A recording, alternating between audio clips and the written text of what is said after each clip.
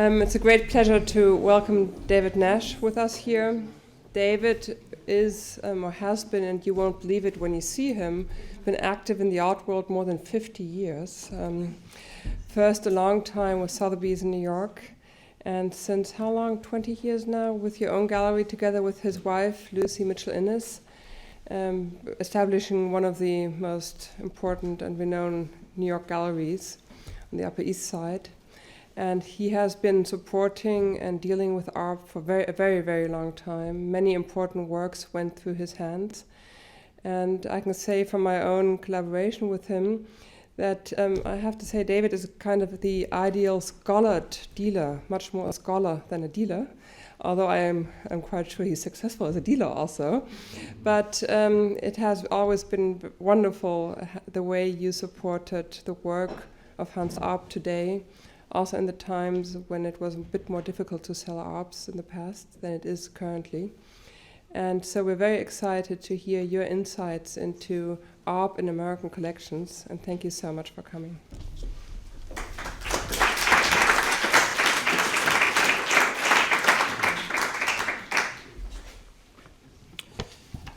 Loretta, thank you for that lovely introduction. Do I need to turn something on here? Do I need to turn on something? No. Can you all hear me?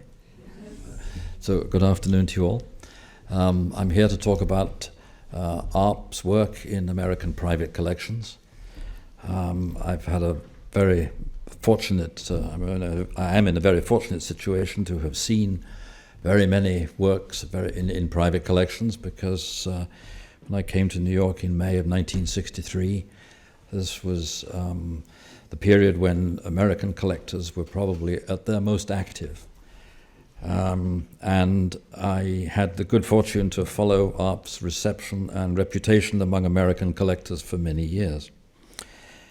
Since I left Sotheby's, I opened my own gallery in partnership with my wife, and we have had quite a number of exhibitions of ARP's work, many of them thanks to our collaboration with the ARP Stiftung, and for that I'm extremely grateful. And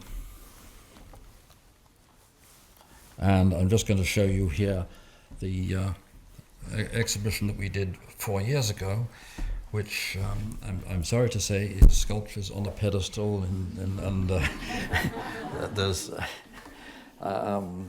we do look at them as objects, as works of art, as something to admire, something which is tactile, something which is ownable.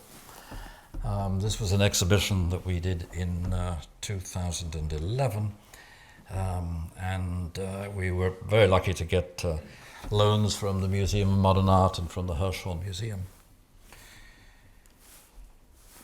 I believe that Arp's debut exhibition in America was in 1926, when his work was included in the groundbreaking exhibition at the Brooklyn Museum. It was organized by the legendary Catherine Dreyer for the Société Anonyme, which was a group that was founded by Catherine Dreyer and Man Ray and Marcel Duchamp to show avant-garde art in the United States. This exhibition showed the work of artists from 22 countries and was the largest of its kind since the Armory Show in 1913. The majority of the works by Arp in this exhibition came either from the artist or from European private collections, and as far as I know, not one of them stayed in the United States. As far as I know, the first work by Arp to enter an American private collection was around 1928, when Albert Gallatin and his Gallery of Living Art acquired a piece. I'll talk about this later. In 1936, the Museum of Modern Art organized their encyclopedic show, Fantastic Art, Dada and Surrealism, in which 25 works by Arp were shown. Only one came from an American collection. It's a collection that I don't know, Mr. and Mrs. John Abbott, who lent Leaves and Navels of 1928. I don't have a photograph of it. And there were a few exhibitions in the 1930s and 1940s, until Arp himself visited New York for the solo exhibition at the Buchholz Gallery, which Eric has already discussed earlier today.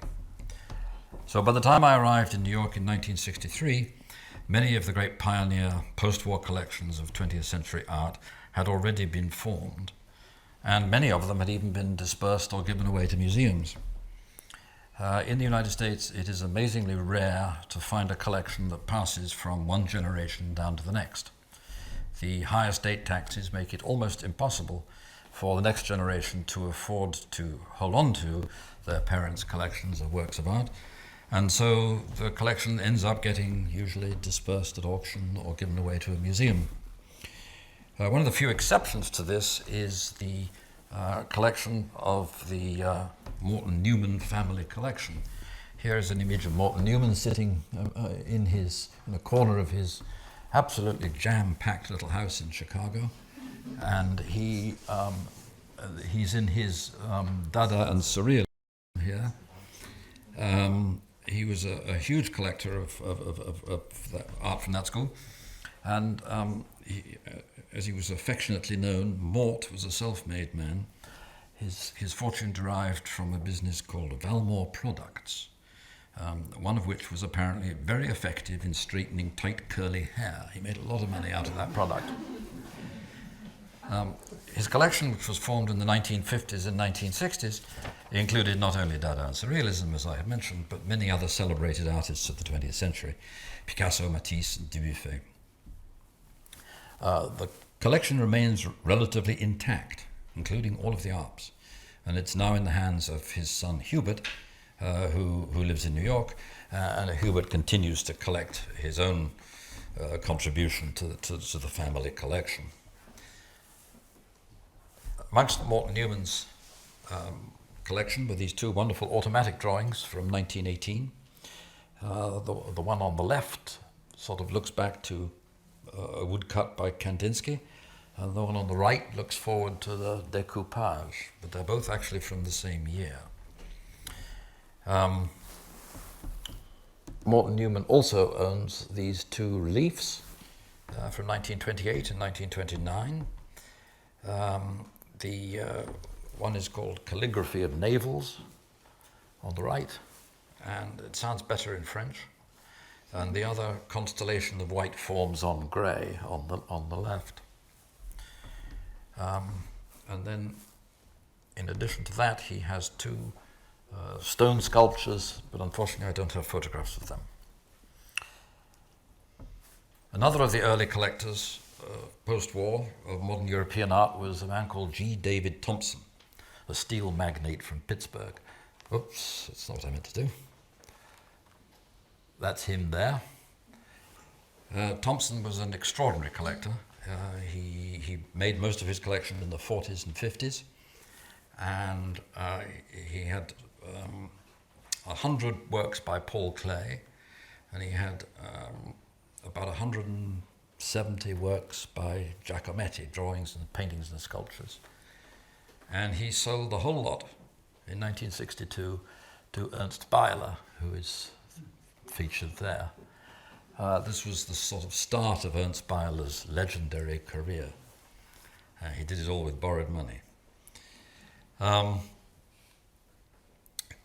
When Thompson died in 1965, his heirs decided to auction the remainder of his collection, amongst which were some excellent works by Arp, 5 of them in total. Here is one of them, Blanc sur Blanc, 1930.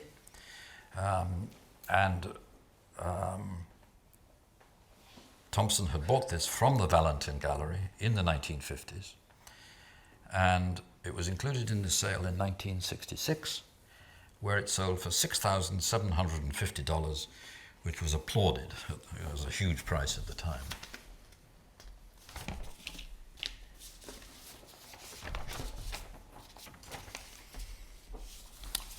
He also sold this, also in the sale was this sculpture called Sculpture Mythique, or mythical sculpture, and that sold for even more, for $8,500, to a New York dealer named Jacob Weintraub, about whom I will talk a bit later.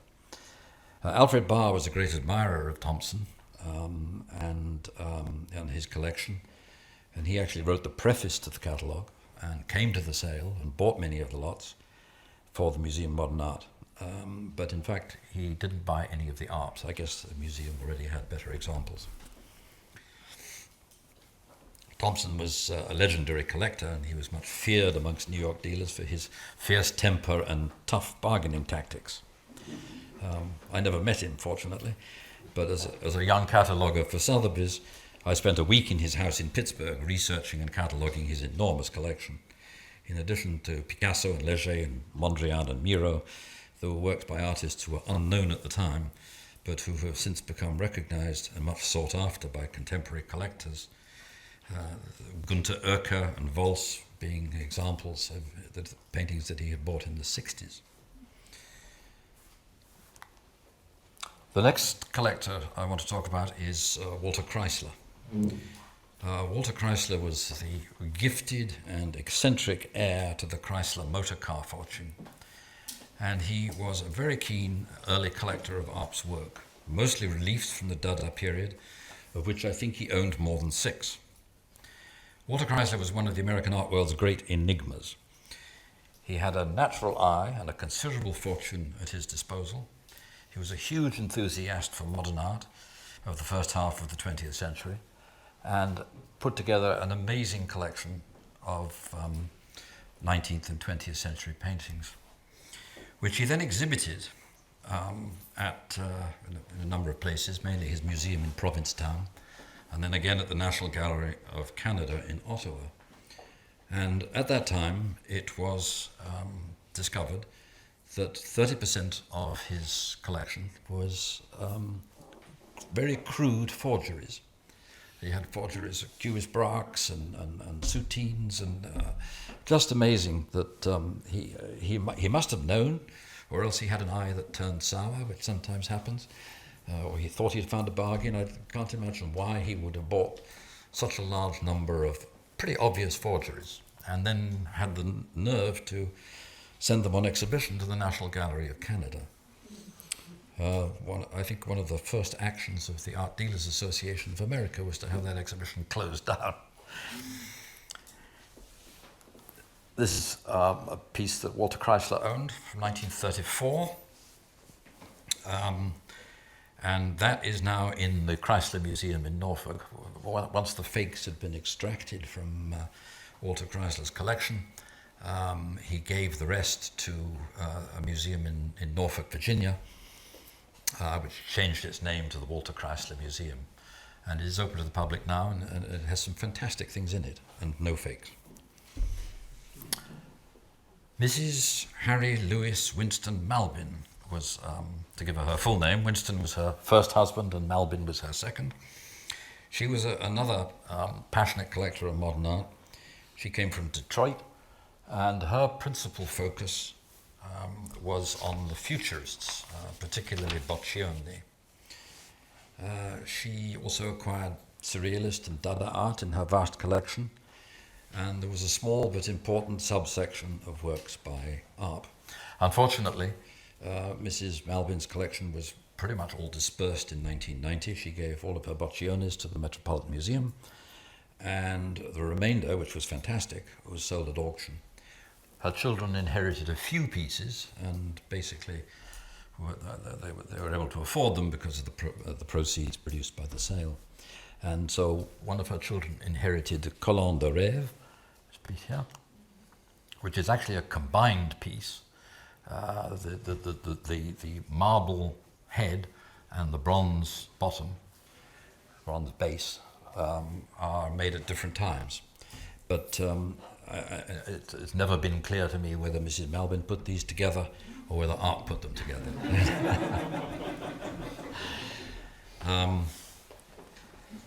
And this piece actually did get sold finally, and in 2007, actually, it was sold for $2.5 million.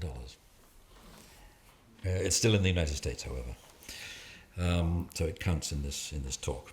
The Melvin family still owns this extraordinary circa 1920 portrait, which Mrs. Melvin bought in the 1940s, I think.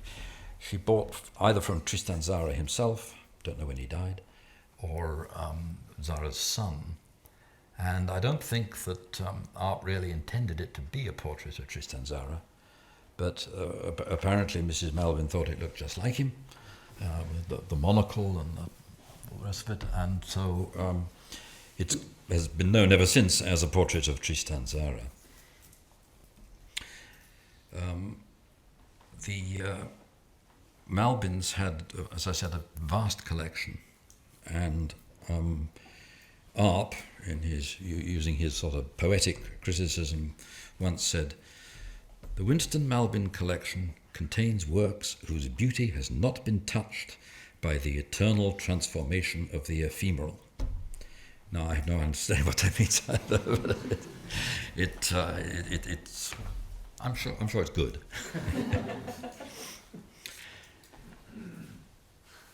Another collector from this period, who bought many things from Kurt Valentin, was a lawyer called Ralph Cohen, a New York lawyer who, amongst his many other accomplishments, founded the Art Dealers Association of America in 1962, I think.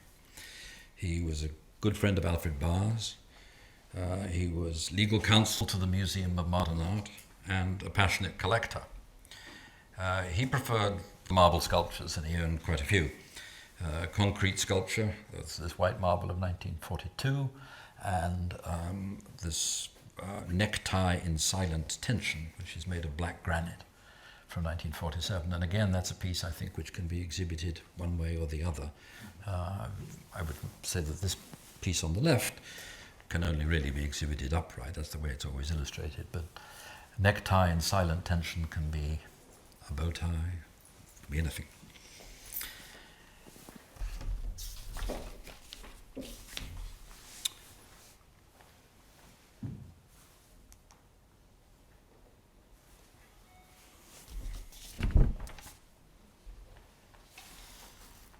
These are two more of Ralph Cohen's marble pieces from 1950 and 1953. As far as I know, they are still in the Cohen family collection. Another well-known collector at this time, wasn't really a collector actually, but he was a man who knew the artists and was himself an artist. This is Virgil Thompson, celebrated composer. And he had quite a few works by Arp, but he didn't have much else in the way of a collection. You can see here that the piece which is called The Star, you can see it on his mantelpiece.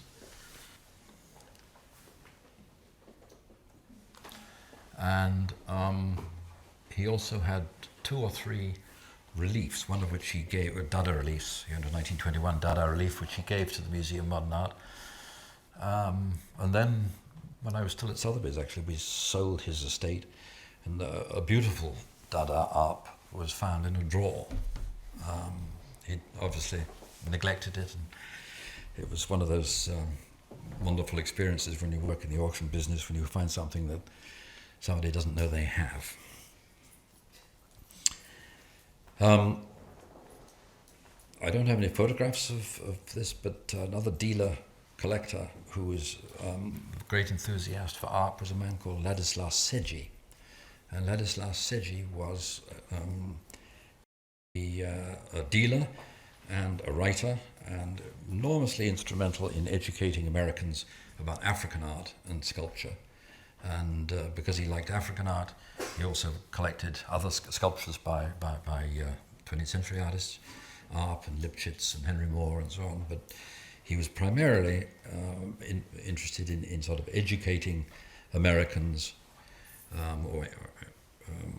about the aesthetics of African art, and it's interesting that he would have chosen Arp, who's really not so closely allied, I don't think, to African art.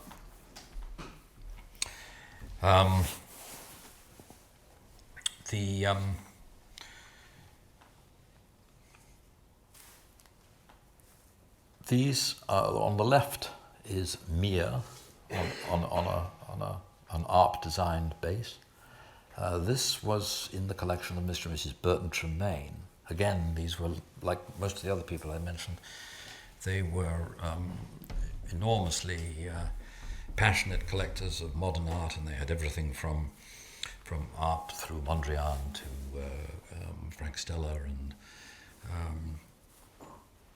again when the last Tremaine died, Mrs. Tremaine, this whole collection was sold at auction,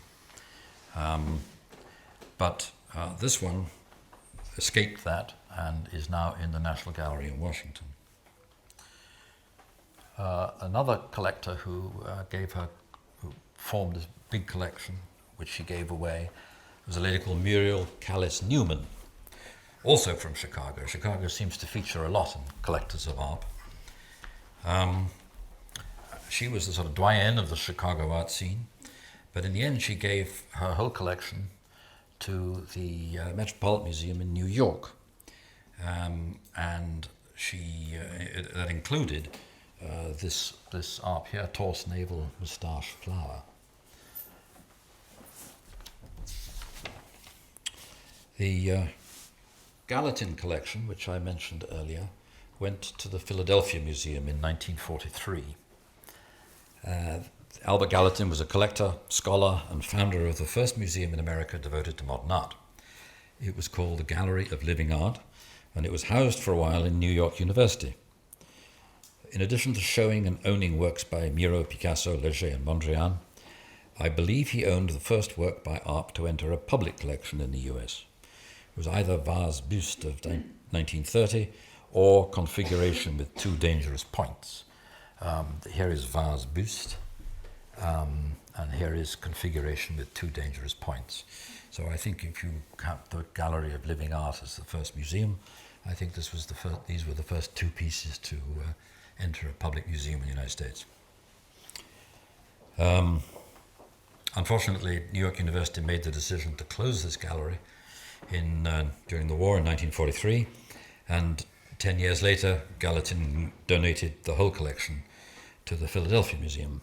So New York lost out on that one. David, it was also offered to Columbia University after NYU turned it down. Columbia only had to house it. They turned it down. Just letting you know. Thank you. That's New York lost it twice.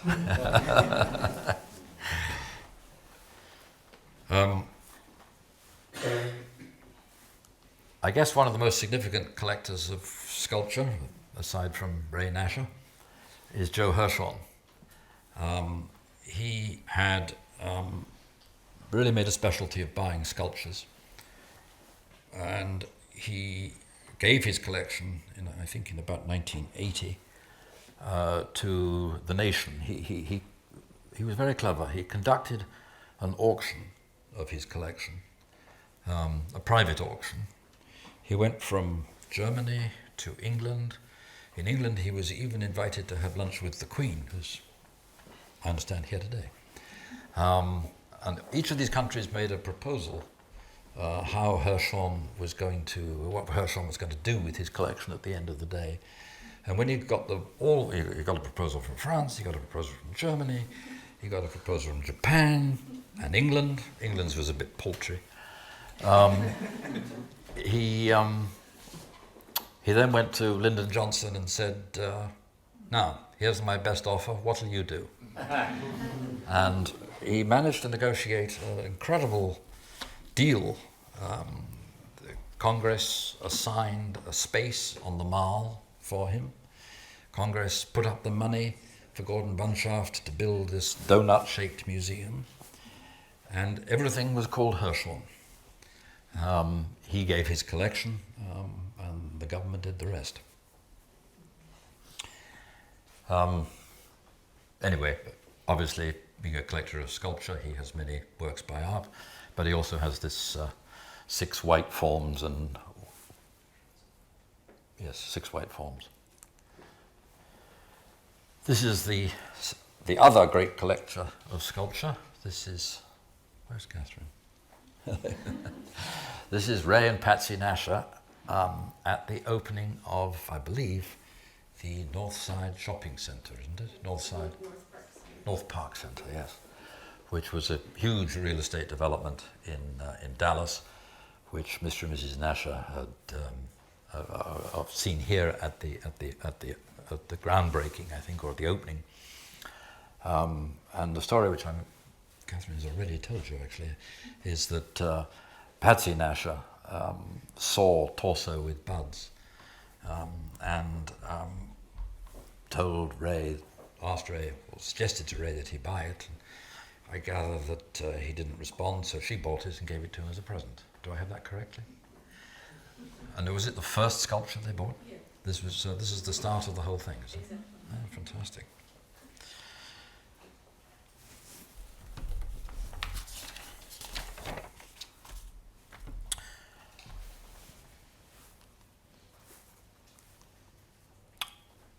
The other collectors who were active at this time were Herbert and Nat Rothschild. They had a marvelous collection with not only surrealist works but also Mondrian, and I think they had several Mondrians. And they again couldn't hold on to it, so it was dispersed.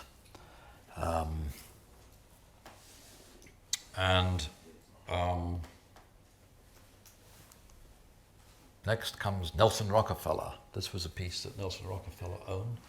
Nelson Rockefeller also gave the whole Rockefeller mansion, Rockefeller estate, which is called Kykwit, and it's in just north of New York, about 30 miles north of New York, and he gave the whole house and grounds and much of the art that was in Kykwit. Unfortunately, I wanted to show you the art that he has left in the house, but I wasn't allowed to get a photograph of it. It's copyright or something. Seymour Knox was a big collector from Buffalo in upstate New York, and he again was an enthusiast for 20th century painting. It's the most amazing collection. If you've ever been up to Buffalo to see the Albright Knox Museum, it's absolutely staggering how advanced and high quality that whole collection is. And this ARP is, I would say, probably one of the best sculptures he's got there. Walter Annenberg, former ambassador to the United Kingdom, was a big collector, and he built for himself this house in California, in a place called Palm Desert, which is desert.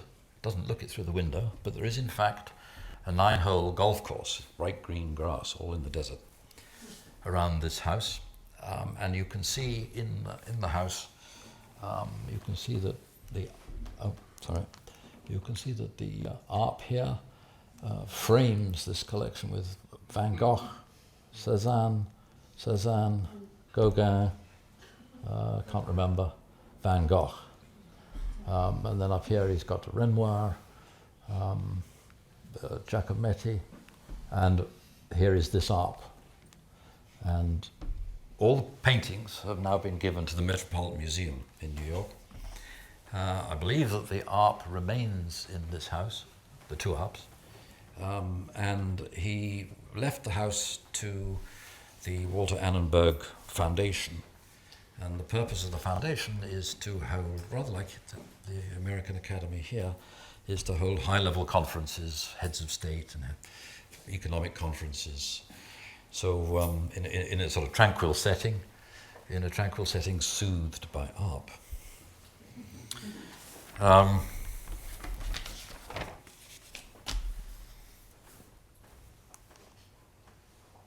This is a piece that I love. This belonged to a collection called Gates Lloyd.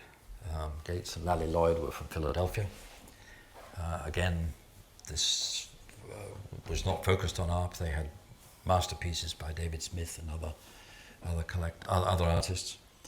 And I particularly like this one. And I particularly like it even more because I've been able to sell it twice in my life. And it is still in an American collection. So.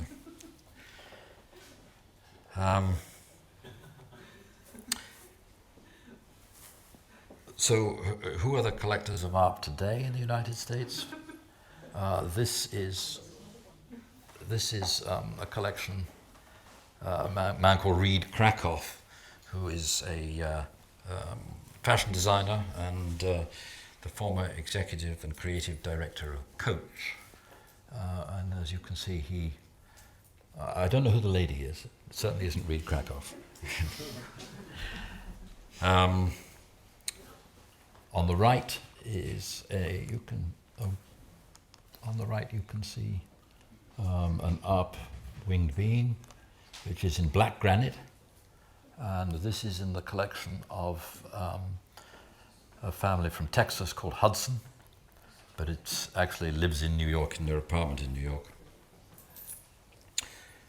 And then, surprisingly, this we sold to Steven Spielberg. His collection is very eccentric. He has a large number of adopted children, and many of them are black, so he's very interested in black artists, but he also buys Matisse. I think he bought this art simply because it looked good in that alcove.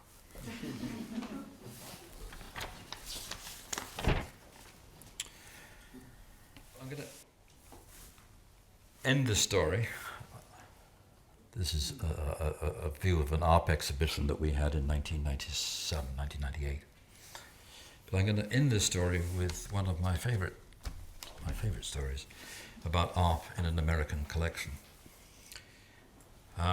25 years ago, when I was still working at Sotheby's, I was asked to do an appraisal of a private collection of a New York dealer named Jacob Weintraub, who I mentioned earlier, who bought the stone sculpture.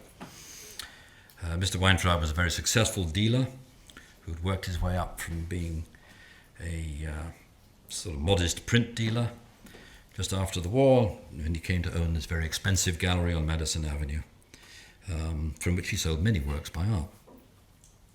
In a post-war refugee camp, he met his wife, Barbara, and they worked together at building the business for more than 40 years.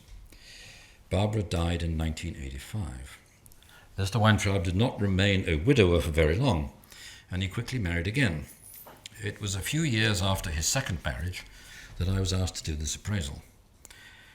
His second wife, whose name was Veronka, showed me around the apartment, and together we looked at the paintings on the wall and then at all his modern sculptures. On the coffee table was a nice little polished bronze piece by Arp. I don't have a photograph, except that this piece did not look very well cared for, and it needed a good dusting, and it was covered in fingerprints and just looked a mess. So I asked Veronka why it was so neglected, and her response completely surprised me. She said that Jacob's first wife, Barbara, who had died in 1985, had been cremated, and that Jacob had filled this Arp sculpture with her ashes and sealed it with a plaster plug. The second Mrs. Weintraub said that the cleaning lady was very superstitious about this ash-filled object and refused to touch it. And I wonder if this isn't the only case of actually an Arp owning an American collector. Thank you.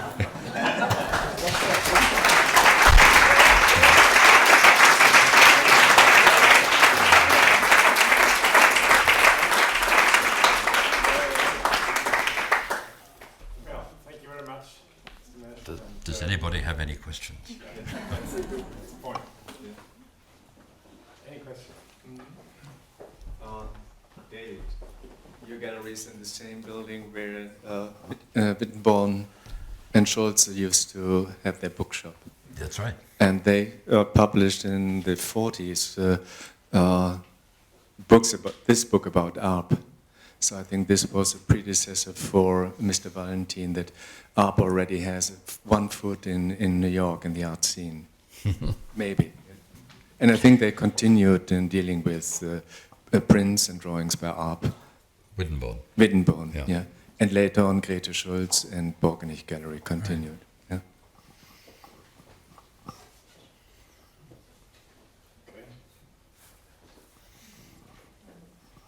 I would like to ask you if you know, or if you can tell us something about the process, if it was continuously or how and when the prices for Arp works raises.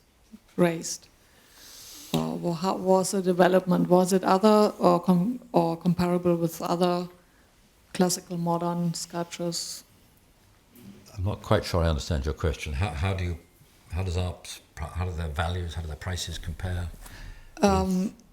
When did the prices raise, and why? Maybe why? And is it comparable with other developments of prices for comparable artists, or is Arp a special case?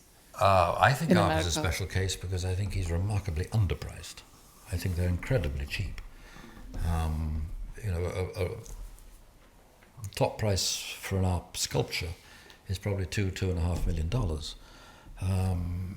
And the top price for a Brancusi, for instance, would be $60, $70, $80 million easily. And there are very few arts which actually bring that level of price at $2.5 million. Most of them change hands at $100,000, $200,000, $300,000, which is it's not really useful to make comparisons with the value of different artists. But for $300,000, you can't buy some piece of junk by a contemporary artist.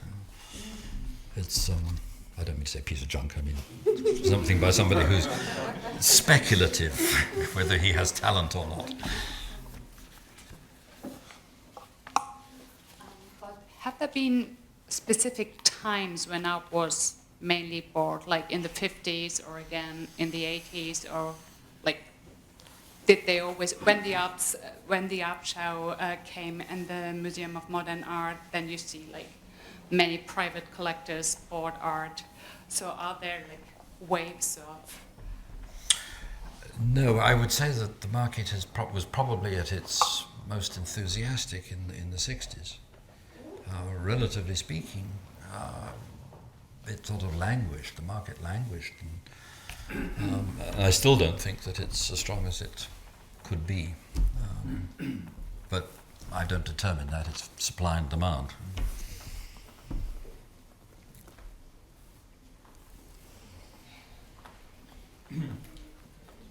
To just pursue, excuse me, thanks. Just to pursue the question before, can you speculate why Arp is, in your terms, undervalued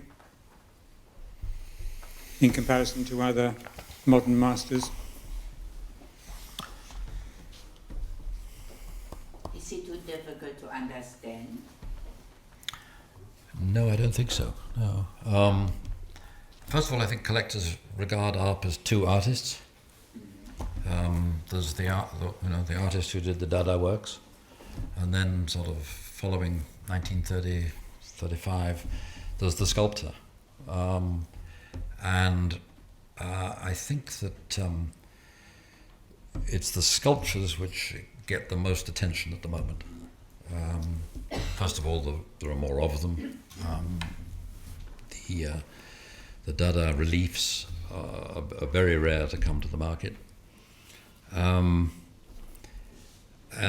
the sculptures, I think a lot of people have the idea that Arp's sculptures from the 50s and 60s are a poor man's Brancusi.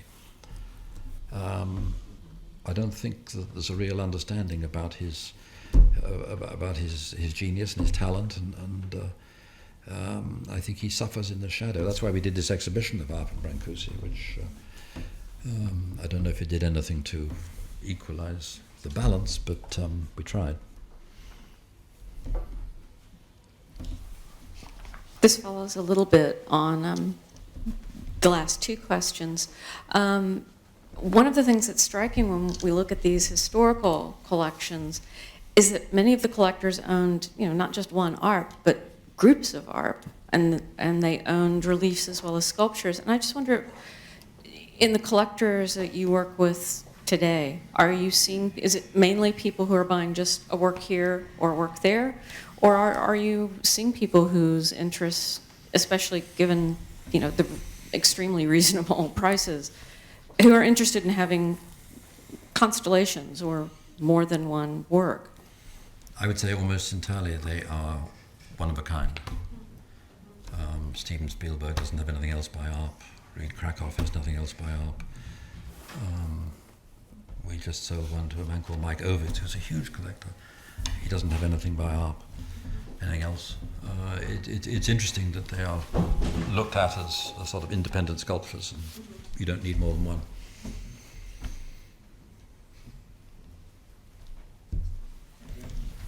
Okay, thank you again. Oh,